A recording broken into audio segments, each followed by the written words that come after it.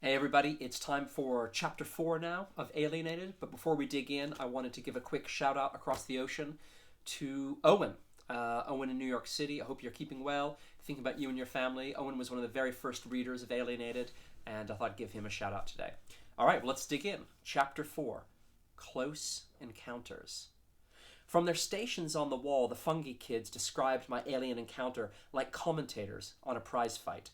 "The big fuzz is gonna pulverize the common beans," called one of the wall-mounted mushrooms.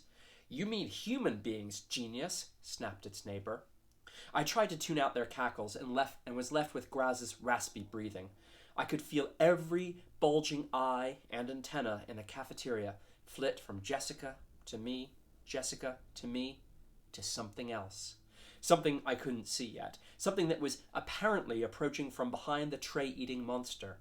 Something all the creature kids suddenly couldn't take their eyes off of. "Oh my me," the someone sneered in a sooty voice. It appeared that Meltzer is letting anyone into this place now.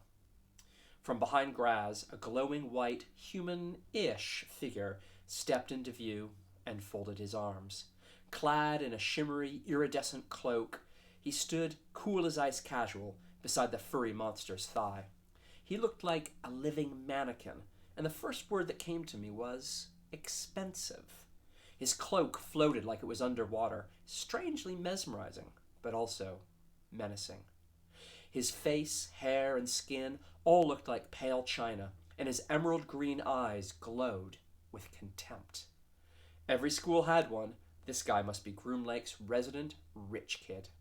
I could imagine a gang of space slaves ironing his cape every morning, and a hovering space limo dropping him off at the front steps each day. "Grasset," he said, "I'd like a closer look at these mortals." Before I could protest, Graz's claws closed around my ankles and the horizon turned upside down. For a couple of seconds, I just hung there, gazing wistfully at my French toast, which had fallen to the floor.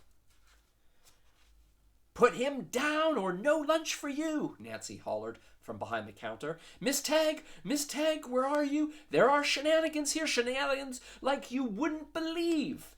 The Shimmer Kid took a couple of steps towards me, looked me up and down, or from my point of view, down and up, and scowled. "Do they have names?" he said. "These indigenous life forms?"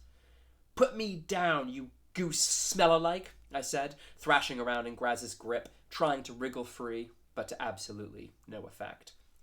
"Sherman, just stay still and ride it out," snapped Jessica in a bored voice.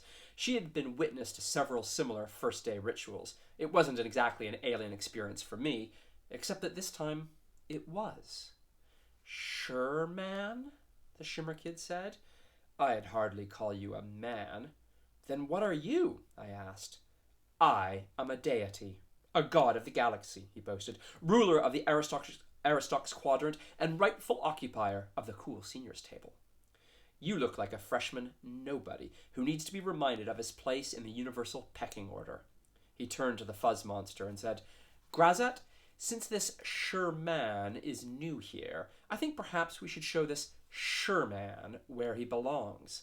Graz hoisted me higher as he strode over to 3 aluminum barrels full of leftover food that were in the front corner of the cafeteria, perfectly positioned for everyone to witness my debut humiliation.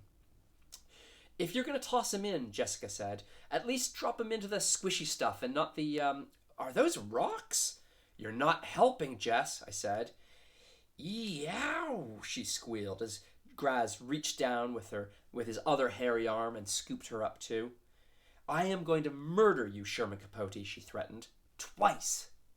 And then we hung there, the new Capote kids, the only 2 human pupils at Groom Lake High. We hovered helplessly over a garbage can of discarded alien foodstuffs and waited to plummet. Nobody came to our aid, not one single species. I guess none of the other aliens dared to stand up to Graz and the Shimmer Kid. Not the fungal hyenas, not the bendy cylinder kids, not the slugs, not even the ninja flowers. Nobody. The technical term for this is bystander non-intervention. I looked it up later. But right then, hanging upside down from a stinking, hairy claw, I simply knew it as another first day of school.